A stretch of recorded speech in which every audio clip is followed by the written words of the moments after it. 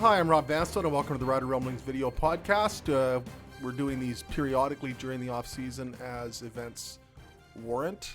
Free agency is looming, so we're going to discuss that. The deadline is February 11th at 11 a.m., so set my alarm for that day. With me is my worthy constituent, Dr. Murray McCormick, and we're going to discuss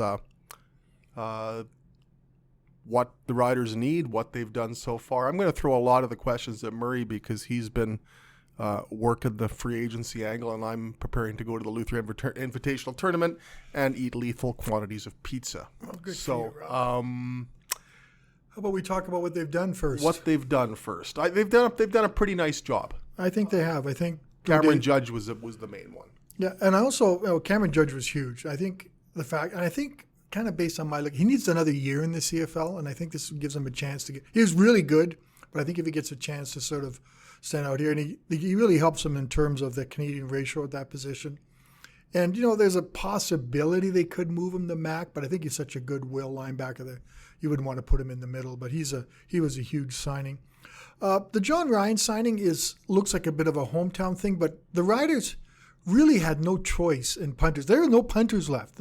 When the Red Blacks locked up Leone and Ward as their two kickers, there was no punters left out there that could really step in and do it. There was Josh Bartel, who's still out there, but we both know how Craig Dickinson was down on Josh Bartel's tackling, which still is one of those strange things. But so I mentioned it to Don John. You kind of had the upper hand in these negotiations. You kind of knew they needed a punter. And he said, yeah, he mentioned that the field was pretty short. The pool was pretty shallow, but the Riders. Plus, he's John Ryan. Plus, he answers so many things. He gives you the hometown thing.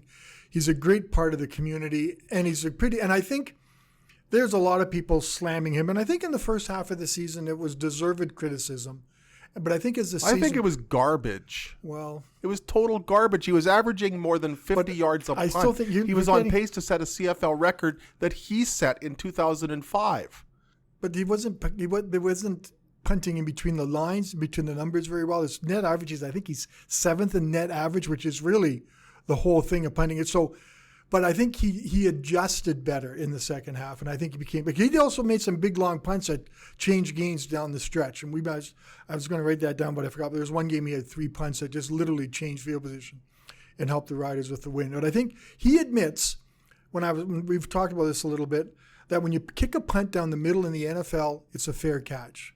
In the CFL, it's returned. And he said he still had a hard time adjusting to that mindset. So he really was learning. But how about tackling somebody? Well, that's true too. You can't really have that. I mean, he puts a punt into orbit. There's plenty of hang time, and this punt still goes back a considerable distance. Yeah. There was one punt return for a touchdown last year. The Riders had, I think, 4 guys within 10 yards of the returner, something with it. Four guys within proximity to the returner, and he outran them all. And it wasn't a punt to the sidelines. He absolutely skied the punt. All they have to do is tackle somebody. Unfortunately, those numbers end up as the punter's numbers. Exactly. And that's what they are. It's ridiculous. It's like when a quarterback gets blamed for an interception when the receiver tips the ball to a DB. Yeah. It was absolutely... Or an interception is returned on a 2-point convert. Exactly. It was absolutely ridiculous the way people were going after John Ryan last year. People should have been kissing his feet for being here and punting the way he did. And instead there was quibbling, grumbling. It was the stupidest thing. Okay, well... That's my tangent for the day. I think he's going to be better this year. I think he's going to be... His net punting is going to go up. He's going to work on that. One of the things that John Ryan does, I know it doesn't feed into your rant, he works so hard to be in shape as a punter. Like him and his wife, Sarah Colonna, is a comedian actress, and they're going to go on tour, and he's going to bring a bag of balls with him, and he's going to work out as hard as he can and punting all by himself. He's been doing that since he was a little guy, but it overlooked in as how his work ethic is reason why he's going to be 39 after the Grey Cup and still punting in professionally. So, yeah, I think he could have stayed in the NFL. Don't you kind of think? I don't watch punters as close. The kicking game's gotten so irrelevant now in the NFL. It's cheaper to draft a guy like Michael Dixon out of college. Yeah. And part of the problem becomes in the NFL, once you've been there for a while, there's a certain minimum salary. And do you spend that on a punter? Yeah. And if John Ryan could turn back time and say, hey, I'm 24 years old again, and making money that a 24-year-old NFLer would make with the leg that he still has and the savvy that he possesses, he'd be punting down there. Yeah. But the calendar sometimes works against you. There's another resign today. Ed Gainey today. Ed Gainey, and then Ed Gainey didn't. I don't think Ed Gainey had his best season, but it still was pretty good. He's pretty solid. It doesn't mean they have to go out and find a free agent to fill that hole, but it brings back the band together from last year. Yeah, Marshall, the whole secondary's back. Edam, Purefoy, and L.J. McCray. So they have all the starters back from last year, which is a good thing because they're all used to Jason Shiver's type of defense. I think it's a pretty shrewd. But I think it was kind of funny. I thought he wasn't going to come back. I just thought the Riders might go another way at that defensive halfback position. But bring Gainey back. He's well liked, well respected in the locker room. He's popular in the community. I know that's you and I talk about that, but it's pretty important. And it keeps the secondary intact. And this was a pretty good secondary last year. And we both know maybe our first mention. 2020 Grey Cups here, our first mention of 2020. Especially when you look at, too, the importance of inside receivers in the Canadian Football League. And he covers the best. An interior defensive back. You're gonna lose some of those battles, but you're gonna win some. I go back to Dwight Anderson in 2013, and there were times when Dwight Anderson got beat, but when you really needed a play made, it was good to have the veteran back there. And I think that veteran presence, as opposed to in a year that is as important as this one is, to be auditioning somebody to cover the inside receivers in this league, I would rather go with what I know, and that's Ed Gainey. It also allows them to maybe get a little sort of imaginative and defensive back and maybe go after a guy like Frankie Williams. I know was an all-star corner with Hamilton. One of these, but he's a great returner. They need a returner. And Frankie Williams, I think, he can give you the backup because it's not as often defensive backs or returners, but it's not that rare. But he gives you that kind of talent to be maybe play an extra cover guy or maybe help out McCray or something, Nick Marshall. But he's an outstanding returner, and they have no returners. They have guys. Kyran Moore is a good punt returner. Yeah, Lucius Purefoy is a good kick returner. But I don't think Kyran Moore is so important to the offense, and he's gonna put so much on his Fitbit this year with the way Jason Moss uses him that I'm not sure you want to use up some of those kilometers on punt returns. They need a dedicated returner, and Frankie Williams darn is good. He's gonna draw one thing I like to throw with free. It's not my money that I'm spending. So and not really. I don't really. We can tell by that shirt. Yes, isn't it kind of nice? Sorry, somebody is missing some drapery. Oh, geez, that's sorry. A bad joke. I don't. Money is important, but I think I just kind of pick the free agents who's going to be the best guy they can get, and then Jeremy O'Day can work out the numbers to get him on the roster. I also look at free agents. I look at youth. I kind of think spend more money on a 26-year-old free agent than a 30-year-old free agent. I just think there's more of even with the 1-year contract. Although they're all saying 1-year contracts anyway. Yeah, so it doesn't really matter, but you get some good young guys in there and maybe help building that sort of foundation. So that's what I think. But Williams is one of these young guys. If we can go on here, how about I list the 3 spots I think the Riders for with returners is they need an impact wide receiver, regardless of whatever happens with Shaq Evans, who may and may not sign. I think they could use a speed guy there. Why not just put Kenny Stafford out there? I know, that's the other. They have a lot of. What about Paul McRoberts? Well, that's why my brain wanders. And he was here all year. They didn't play him. What about Paul McRoberts? I keep looking at my free agent chart and I'm going, they have stuff in-house that they can fill, like Paul McRoberts, Kenny Stafford as receivers. They got Lennius and they got McInnes, 2 first-round draft picks last year, who are tall and big and should be able to step up in their second years. And they have they have people in-house. I don't know if they have to spend big money on a wide receiver. They're going to get Shaq Evans back. If they get Shaq Evans back. But Darrell Walker would be a nice guy. I like DeVaris Daniels. I think he's a guy who's played with Edmonton, with Jason Mods for a bit, and he'd bring that sort of, he'd get some familiarity with the position. Yeah, but just re-sign Shaq Evans. If you're going to spend that money, spend it on Shaq Evans. Yeah. Do you think he can do 2 years in a row, though? I think he's just getting started. Do you? Yeah, he's 29 years old, but his first year wasn't that great. But last year, pretty good until he got to the goal line. Yeah, but I mean, he had issues with drop passes, etc. Last year he was tremendous, and proved a lot of people wrong. Proved me absolutely wrong. And with another year with Cody Fajardo, with a Jason Moss system that I think pays a little more attention to vertical. That I think is going to emphasize vertical passing. you just wonder what Evans and Fajardo could do in year 2 together. And Why Kyran mess with Moore, that? Kyran Moore's out there, and I say, And Williams Lambert too. I think is a wild card. we forgot about him too. You know, what about Naaman Roosevelt? I don't see him coming back. I just think Unless it's really a bargain sweetheart deal. And we all like him, and he did everything he could. He was great in second down situations last year. Off the top of my head, 1 touchdown or 2 last year? He has 1 touchdown in his last 22 games. Yeah, so that kind of makes you wonder a little bit. He's such a good guy, though, and such a good. But I just think they have enough that they can get by without him and go a little younger, maybe. That might be where it was a situation where they say, okay, we're gonna sign a guy for $70,000, and you know, and if it doesn't pan out, maybe Naaman is Naaman didn't re-sign right away in free agency last year. Maybe there's a situation where that takes a few days, and then the market dictates that he returns. But I'm not sure they're going to go full bore after him in free agency. Having said that, they're probably re-signing him as we speak.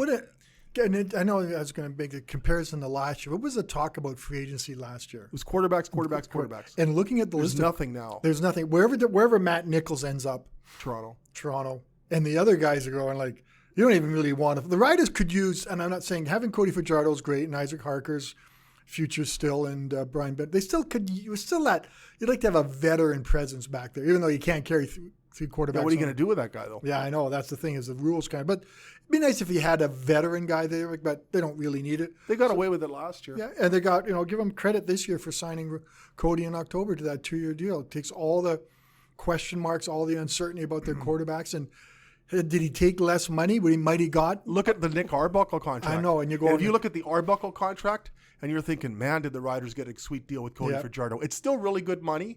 It's north of $400,000 for Cody Fajardo. But when you look at what Nick Arbuckle made starting 7 games, Cody Fajardo starting 16, being a CFL All-Star in the West Division's most outstanding player, you're thinking that if Cody Fajardo goes to free agency, you're talking $500,000 just to even begin talking to Cody Fajardo. I kind of wonder if he'll ever go to free agency. I just get the sense he kind of likes Regina. He kind of likes knowing where he's going to be.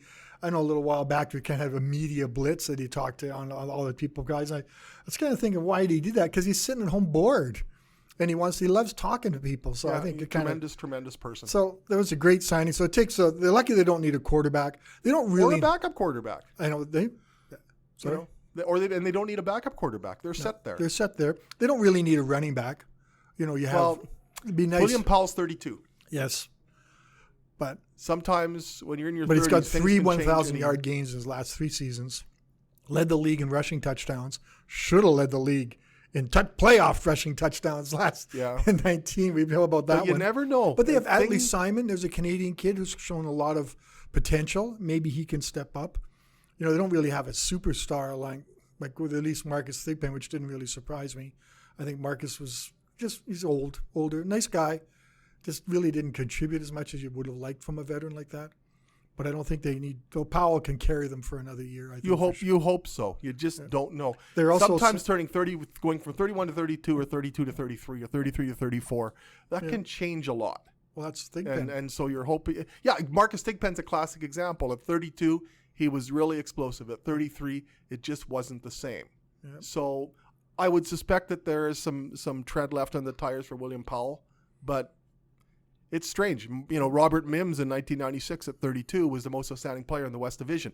Robert Mims in 1997 started the season with the Riders running back, and by the end of the year was Mike Saunders. So you just don't know. The running backs are tough. So I'm kind of interested in see what Adley Simon can do. I know he's a Canadian and stuff. Maybe he's got the potential. Maybe he's ready to step up. We'll see what happens.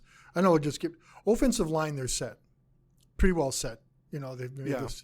But you wonder what they're going to do. Like, what about Dariusz Blaydick? What about Philip Blake? Philip Blake. But for the most part, if you look at it, Taron Vaughn, left tackle, Brendan Labatt, left guard, Dan Clark, center, Dakota Shepley, right guard, and Jacoby Cofield, I would think, the right tackle. I'm just not sure there's room for Thaddeus Coleman now. No, now that Cofield has signed a new deal. But there's some good offensive linemen out there, like Riker Matthews, an East Division All-Star left tackle, could be here for a while. He's another young guy. But where do you put him? I know, where do you play him? He's going to sign somewhere where he can start. Yeah, but Vaughn and Cofield aren't guaranteed starters, I don't think, yet. No, but they're pretty good. They're pretty good. Jacoby Cofield was really good in 2018. Yeah. Taron Vaughn was very good last year. So was Thaddeus. Thaddeus, but he's 36, I think, off the top of it. He turned 35 this year. Yeah, so he's... Born in 85. Yeah, so he's a little bit older and stuff, but he's a good guy. Aren't we all? Scooting over to the defensive side, they're pretty set. No, re-signing A.C. Leonard, Charleston Hughes, takes him out of, I think, the Willie Jefferson chase. I don't think, unless they surprises. But I think Leonard would be pretty annoyed if he found out they saw Willie Jefferson and he's resigned to being a backup. But that was a pretty good. Linebacking is the big. Well, defensive tackle too. No, they've got solid players there: Mac Henry, Zach Evans, and Shabil DeBeer and Charbel DeBeer. Charbel DeBeer, and I'm just dropped my name on the fourth guy that was in that group. But there's some good. If they want to probably need an American in there somewhere. So Dylan Wynn. He's going to command. That's going to cost a lot of money. But he's good. He's like, same thing as when Micah Johnson came here. He changed games in the middle of the field. Did he? I think he did. I really thought he Really? did. I like the way he played in the middle. Not Micah Johnson did. Not with the Riders this year before he came here. Okay, yeah. Thank you. And I thought Micah did what he could do. I don't know. That wasn't a $250,000 No, that wasn't worth that money, but he did what he was supposed to do, I guess, which was pressure. And I think for that money, you need to be able to praise the play more effusively than that. Yeah. So, but there is that void. I think that's one they have to somehow address. There's there could go Drake Nevis from the Winnipeg Blue Bombers, a stopping guy. Again, that's going to cost you some dough. Yeah. So, but they showed Jeremy Day shows he's willing to spend money on defensive tackle last year, and I wouldn't be surprised if he does it again. Linebackers, Will's covered. They need a Sam. Strong side linebacker with Moncrief gone. And a Mac with they could sign Solomon Aluminium. Aluminium. Now I'm doing it. Now Aluminium. I compare. You look at him and Larry Dean and Justin Tuggle and those middle linebackers guys. Their all numbers were similar. Dean was a $200,000 a year guy, so that's $50,000 more than I think Solomon got last year in his salary. So it's going to cost money for a Mac to do that. I kind of think go back to Solly, keep him for another year. There was nothing wrong with his game. He started off hurt. He didn't get a lot of respect, and he just kept playing and playing and playing. I think he got better as the season progressed. He's going to be 34. 34. Again, you have to be wary. I pointed to the running back example earlier. There's also the Barron Simpson precedent. In 2010, Barron Simpson was brought in at the Riders as a Riders middle linebacker, north of 30, had a really good year. They bring him back the next year, 2011, wasn't the same player.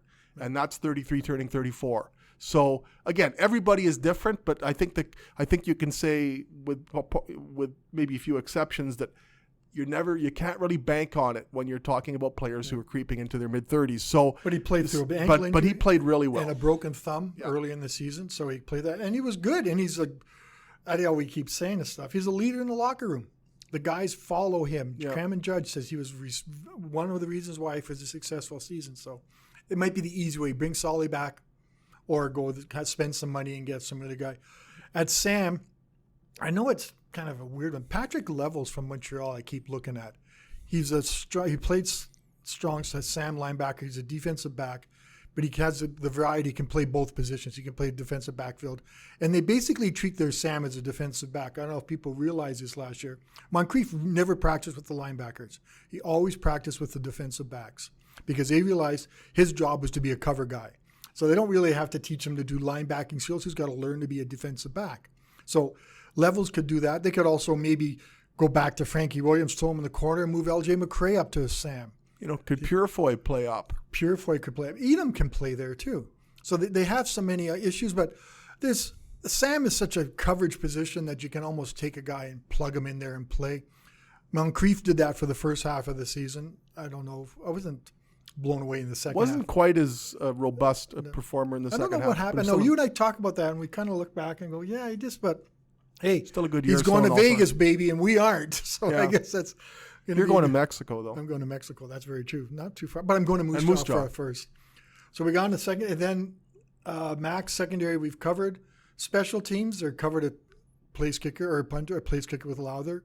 You're presuming he's going to have a better year than he did last year. And they got Ryan I back. think last year was an anomaly for Brett Lothar. They have to address the returner issue. And I kind of wonder, sometimes, do you have to spend money on a returner, or can you just, maybe you should be able to find a returner on your neg list? You should be able to. But, if they have the money and is going to spend the money, I see a guy like Frankie Williams being a pretty good investment on my mind that I think, you can't ask for more than the special teams player of the year. Yeah, and your head coach is a special teams coach, and he's going to want good special teams. And by and large, they were okay last year. They had issues, obviously, with allowing punt return touchdowns, as did many teams. They signed, but they've got to be a more explosive team. With they re-signed Jorgen Hughes, which is always a good one. But Jorgen didn't snap on field goals. It was Alexander Gagne for some reason. John Ryan just preferred it. So, maybe they can get along better this year and you'll have just one guy. It's kind of unusual to have two different long snappers. My mind. Yeah. I don't know. And it's not that they don't get along. It's just different. Yeah, I'm just joking about getting along. It's just different. The balls came back differently from Gagne on field goals as compared to punts. But do you really need two long snappers playing at the same time? But it seemed to work because Gagne was the leading special teams tackler. The fact that we didn't talk about the long snappers at all last year tells me that it worked just fine. Yeah, that's a pretty good. I did a piece a few years ago on Corey Huckluck, and the angle was nobody ever talks to the long snapper until there's a miscue, and so we kind of joked about it. And he said, with all due respect, I'd just rather stay out of the news. He was happy to do the interview, but generally they're not topical till they miss a snap. And we talked about the long period of time that Corey Huckluck had gone without blowing a snap. Within a week or two of that, I think a snap ended somewhere in Whitmore Park. So I think I jinxed him. You can do that very well. I think, you have to wonder about their pending free agents. I just thought the guys I don't think will be back. And actually, I kind of thought go through that list. Gagne was a very short list. Gagne was on my Justin list. Dunk last week on CKRM Sports Cage said that it was a long shot for Ed Gainey to return. Yeah, I kind of thought it was Ed Gainey. But, I kind of think, I don't think Micah Johnson's coming back. I just think that's gone. It's not a very long list. Thaddeus Coleman's, I don't think he's coming back just because we discussed Darius Bladdock is the way the season ended as a backup, not a very happy backup doing his job. He wants to go someplace where he can start. He can play center and guard. And he can start. So yeah, he's going to be gone. But good guy to be. Very good guy. I go back and forth on Solomon, depending on how they're going to go on the linebackers and stuff. I think this is, what he can do within that system, and what he brings you as a human being. So unless the bidding war is outlandish for Solomon Elamimian, I think you make that deal. And there's Naaman Roosevelt, who I don't think of it. Sam Hurl, I don't know what they're going to do to you. He loves playing the game. And you really admire that in a guy, and you really like that in a special teamer, but do you want to have just a special teamer? So I don't know if he'll be back or not. Well, you need a certain complement of them in this league. Yeah, and he's kind of the guys in my top of my head. Who out as far as the free agents, and you've alluded to some of them already, as far as the pending free agents who are currently under contract to other teams, who are the biggies? Well, I hate to say, Willie Jefferson's an absolute huge one. I think he's a free agent that'll change the team, and I would think he's going back to Winnipeg. I would think, because the way he talks, but he could be gone to the NFL. That's a huge guy. I think Riker Matthews is another guy. I think he's an offensive tackle that can change your team. As running backs, he gets injured a bit, but C.J. Gable's a good guy. He can make a difference with the kind of a team. Receivers-wise, I think Darrell Walker is a guy that's going to draw lots of attentions. I'm kind of a Dominique Rhymes type of guy, I think. I think he can be kind of these sneaky contributors. He's in a very good. Well, ask Nick Marshall what kind of receiver Dominic Rhymes is. And it's Jessica. It's the guy. I don't even want to attempt to pronounce his name. The receiver with Calgary, Breskison. He's a kind of a sleeper guy. He didn't have a whole. By the end of the year, I finally figured out the difference between Begelton and Breskison. Yeah, I know. Begelton. Imagine if Begelton's with the Packers. He was tremendous. But he'd be the number one guy. I think even ahead of Jefferson, but maybe not ahead of Jefferson. Among the defensive backs, I'm a levels kind of guy, but I like this Brandon Dozier. Played for BC, kind of a strong CFL All-Star with Montreal. Missed it this year, but another big name. Are those names big enough for you? It's not the same marquee value as last year. I mean, a year ago, it was, are the Riders going to go after Mike Riley? It turns out they were really getting ready to throw a vault at Levi Mitchell. It's not at all like last year's free agents class. And And I'm thinking back. Remember 13, the Riders went after, built a pretty good free agent class back there. You think about Ricky Foley and Dwight Anderson and Wendell Brown and Weldon. Geez, I'm having a one. John Chick, all these guys. And they had Labatt and Picard from the year before. And they had a strong free agent class that they built that 13 team. And voila, they won a Grey Cup.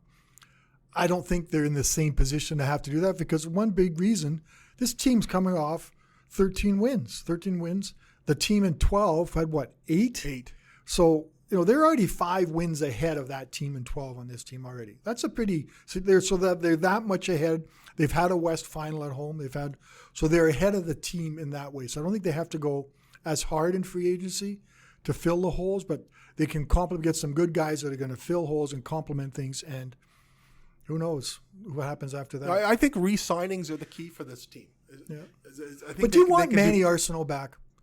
If he's playing slot back, yes. Yeah, I don't want Manny Arsenault as the right receiver. I don't understand why, in the case of Williams Lambert and in the case of Arsenault, you didn't play him inside. Well, move Corey Watson outside. That's where he should. And play Williams Lambert or Arsenault inside. I'm not sure that you can accurately appraise Manny Arsenault when you're putting him as the wide side wideout. Yeah, no, like why are you doing that? But he scored touchdowns in the locker room though. Yeah, and you can't measure them.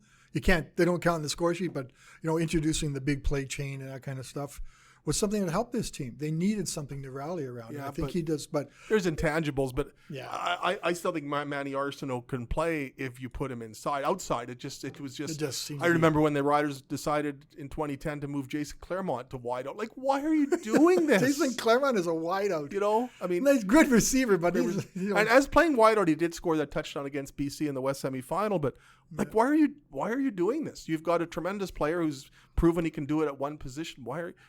In the case of Claremont, they had so much depth that that was part of it. But why did they just not play Corey Watson outside and put Williams Lambert or Manny Arsenault inside? I think the fact that Williams Lambert is under contract for next year would preclude them from re-signing Manny Arsenault. You've got to work Williams Lambert into the offense from day one. We saw what he can do in 2018. They didn't give him a chance to do that last year. I think we have to overlook it, but Craig Dickinson's already scored a free agent touchdown in my mind with the signing of Jason Moss. I think and really, I don't know how, he wanted to come here, they wanted him, and there's an offensive coordinator. Nothing. But if you look at the measurables, I know you don't, but I just think the immeasurables are going to be. I think he's going to be the quarterback's coach, and I think he's going to be. I mean, if you look at the Edmonton Eskimos offensive rankings, average yards per game, and I wrote about this shortly after Jason Moss signed. I think Jason Moss is if you're not going to keep Stephen McAdoo, that's the best guy you could get. So that's fine. But if you compare the numbers and the productivity of the Eskimos offense last year compared to the Rough Riders offense last year, and if you were to take if you were to erase the names and say, okay, let's take a look at Team A and Team B. Which offensive coordinator would you rather have? That of Team A and Team B, or Team B, and not tell anybody it's Jason Moss or Stephen McAdoo. You look at those numbers and you would say, I'll take the Team A with McAdoo in a lot of cases. But West Division Final, that had to be what did it, because that was awful. Yeah, it was. Before that, Stephen McAdoo really wasn't mentioned a lot. You and I seem to be the only ones that are in his corner. Yeah, that was one of the crucial. I thought they should have brought him back. Yeah, but then Jason Moss came available. But a lot of what I thought last year was disproven. But also Edmonton's quarterback was hurt for how many games is Trevor Harris out? 7, and the backup was Logan Kilgore, I think. Yeah. Okay. So, but if you look at Trevor Harris and Cody Fajardo both threw about the same amount of passes. Because they threw a lot more in Edmonton. Yeah. So even though Harris was out, but if you look at some of the numbers and you stack Fajardo against Harris, I still think it's a pretty good comparison. It's apples to apples when you look at passing attempts. Yeah. And the Rough Riders looked pretty good in that situation. So, but I mean that's water under the. What do you think the pressure's on? We get it out there on Craig Dickinson and Jeremy O'Day. Is it different this year? Is there pressure on them? Oh, it's immense. Why do you say that? Plus, they've set the bar. They've done everything except get to a Grey Cup since they hired Chris Jones. Yeah. They talk about sustained success here. And since they started talking about sustained success, they haven't been in a Grey Cup. They flirted with it as they did in the 27 East Final. They flirted with it last year by hosting or playing host to the West Final. And they had a home playoff game in 2018. And their quarterback got hurt. But they still haven't gotten to the Grey Cup during the period in which sustained success has been the benchmark. Now, you can't say that they haven't been successful, but they haven't achieved success at the highest tier. And with the Grey Cup here this year, and with them having finished first last year, won 13 games, played host to a West Division final, the only progressive step is to get to Grey Cup. Mm-hmm. And the bar is set very high. You win 12 games and don't finish first, it's still a pretty good year, but it's a letdown unless you get to the Grey Cup. Remember in 13, I think Brendan Tamman said he wasn't feeling the pressure. He tried to say there wasn't pressure till after it was over. Yeah, and plus it's the first Grey Cup in a new stadium. Yeah, so you've got this showpiece stadium, and you've got to get to the Grey Cup in this year and win it. And it's going to be like the field and the game's going to be great. It sounds like just the Rumblings year. It's going to be quite the festival too. And I think people are going to want to come to Regina for it. But you look at 95 was an outlier because it didn't really matter who played in the game that year. That was the first Grey Cup in Regina. That was amazing. But in 2003, does anybody even talk about the 2003 Grey Cup? It was successful financially. It was a lot of fun. But the fact that the Riders lost to Edmonton in the West Final that year kind of took the steam out of Grey Cup week. And nobody really talks affectionately about the 2003 Grey Cup. So look at 2020. If the Riders play host to that, if Regina plays host to that game, the Riders aren't in it. I'm sure a lot of people will have a lot of fun. Yeah, but what's the void? It's 2003 all over again. Yeah, but the people always say, remember 13. Remember how much fun we had in 13 when the Riders were there. And it was fun. It was fun to be everything gets elevated more when the Riders are competitive and looking at and playing well. We all remember what happens in 11 and 15 and those down years, how it's kind of a grind, but it's fun when they're playing well. But free agency kicks off. We haven't heard a whole lot of talk about the new free agent window, whether it's working. It appears to be working. Well, who knows? Because someone tweeted, well, they should be releasing all these figures. Well, this is a league that doesn't tell anybody its salaries. The last thing they're going to do is talk about negotiations taken on behind closed doors. So but it will be a shotgun start on Tuesday at 11, on the 11th at 11. Can't be, yeah. It kind of takes away that excitement of, as I wrote about, when Odell Willis signed 4 minutes after the free agent window opened, and everyone says, how can he possibly do that? Because he knew it was collusion or tampering. But I think it'll be kind of fun to watch that happen now, and we'll see what the Riders do and where they come out of this. And then we're off to curling and Moose Jaw. Absolutely. So, anything else you want to add? I've run out of stuff. Well, then we're done. Yeah. Thank you for joining us. We're going to do another podcast next week. Still pondering the timing. It kind of depends how the free agency goes, but we will be back next week once the initial flurry of free agency is over to discuss what the Rough Riders have done and if necessary, what remains to be done. So, Murr, thank you so much for doing this. For Murr McCormick, I'm Rob Vanstone, and we will talk to you next week.